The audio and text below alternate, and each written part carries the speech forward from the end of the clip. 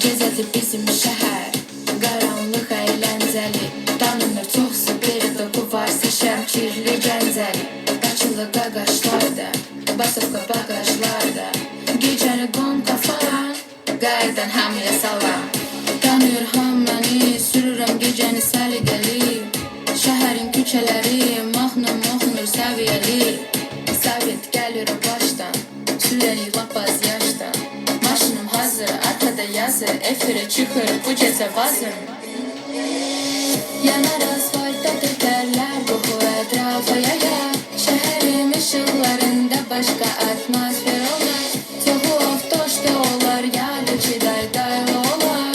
Mənim azəri qaqaşlarım daha cimri olar. Maşınım Azilovski